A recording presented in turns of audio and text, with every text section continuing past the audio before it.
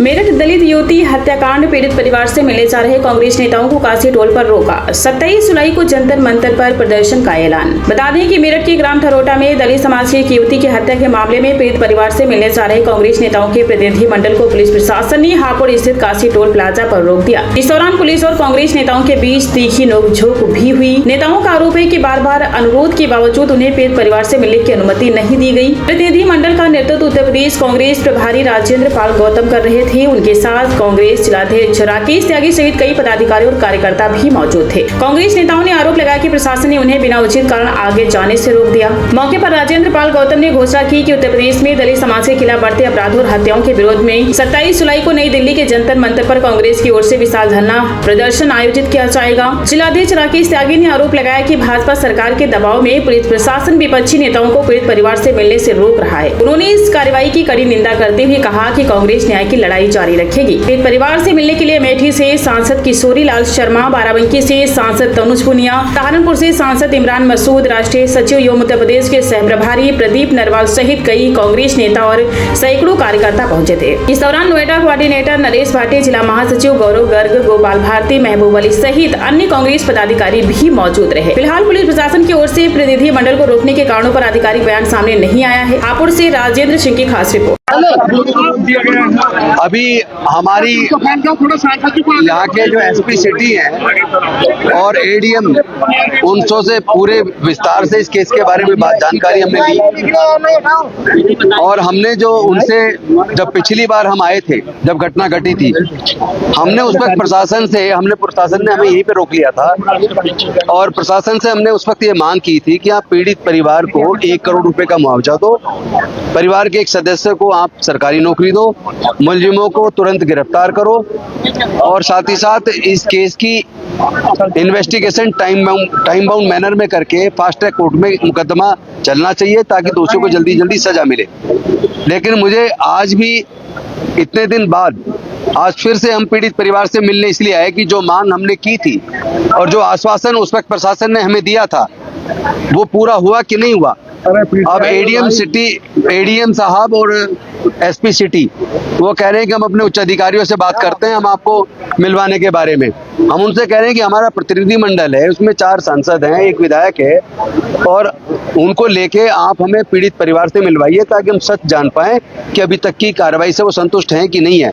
दूसरी बात, जो हमने मुआवजे की मांग की थी वो अभी तक नहीं मिला है, ना सरकारी नौकरी मिली है, ना सुरक्षा का कोई इंतजाम है और ऊपर से हमने एक मांग और आज इनसे की है कि जो एसएसपी साहब खुलेआम कानून को अपने हाथ में उन्होंने लिया है, अभी तक उनके खिलाफ मुकदमा दर्ज करके सस्पेंड करके उनके खिलाफ कार्रवाई क्यों नहीं हुई है। तो उन्होंने ये कहा कि हम सबऑर्डिनेट अधिकारी हैं, वो हम नहीं बता सकते, लेकिन हम पूछना चाहते हैं और आज आप मीडिया के माध्यम से भी सरकार से पूछना चाहते हैं कि क्या कोई भी व्यक्ति, चाहे वो प्रधानमंत्री क्यों ना हो, चाहे मुख्यमंत्री क्यों ना हो, चाहे हमारे सांसद विधायक क्यों ना हो, हम क्यों ना हो, क्या कोई भी आदमी देश में कानून से, संविधान से ऊपर है? क्या आप खुली छूट दे देंगे पुलिस को किसी को मारने की? क्योंकि अभी बलिया के अंदर भी एक दलित बच्चे को पुलिस उठा के ले गई और उसको इतना मारा और उसको बाद में गांव के उस पे छोड़ दिया और वो हॉस्पिटल लेके गए, जाते ही उसकी डेथ हो गई।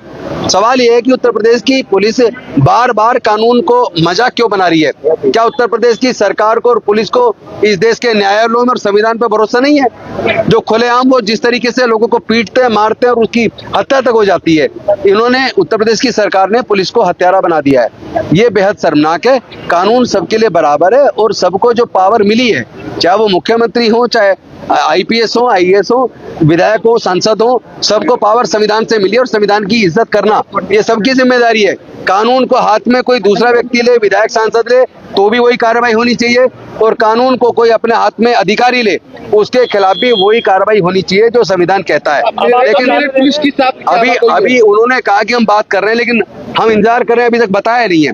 उनको कम से कम 15 मिनट हो गए ये कहे हुए कि हम ऊपर से परमिशन ले रहे हैं। हमने उनको ये कहा कि हम पीड़ित परिवार से मिलकर केवल उनके दर्द को जानना चाहते हैं और उनको कितना न्याय मिला ये जानना चाहते हैं। हमने ये भी कहा कि हम आपको आश्वासन देते हैं, या तो आप हमारी गाड़ी में चलो या अपनी गाड़ी में हमें ले चलो, कम से कम पीड़ित परिवार से तो मिलवाओ। दूसरे लोगों को गौतम जी की जो लोग गिरफ्तार किए गए हैं वो जातीय हिंसा कराना चाहते थे, इसलिए उन पर एक्शन किया गया, उन्हें गिरफ्तार कर जेल भेजा गया। देखिए, पहली तो बात, एक बात समझिए, कोई भी अगर कानून के खिलाफ काम करे तो उसमें कानून के दायरे में रह के कार्रवाई होना। आप गुंडे नहीं हो। पुलिस का अधिकारी अगर गुंडे जैसा व्यवहार करेगा तो दूसरों पे क्या आचरण आएगा? सबॉर्डिनेट अधिकारी क्या सीखेंगे उससे? जब आप एक व्यक्ति आपकी हिरासत में है और उसको गाड़ी में बंद कर रखा है, बाहर से कुंडी लगा रखी है, उसके बाद दबंगों की तरह, गुंडों की तरह जाके खोल के बजाना शुरू कर देना, ये आप क्या संदेश देना चाहते हैं और अपने सबॉर्डिनेट अधिकारियों को क्या सिखाना चाहते हैं? आप एक ट्रेनिंग लेके आए हैं, आपको ये पावर जो है ना नहीं है। आपको संविधान ने जो पावर दी है, एक्सेसिव पावर कोई भी करता है वो संविधान के खिलाफ है, तो उसको भी वही कार्रवाई उसके खिलाफ होनी चाहिए जो सामान्य व्यक्ति के, बल्कि जो कानून का जानकार है उसके खिलाफ तो और भी ज्यादा सख्त कार्रवाई होनी चाहिए अगर वो कानून के खिलाफ कार्रवाई करता है।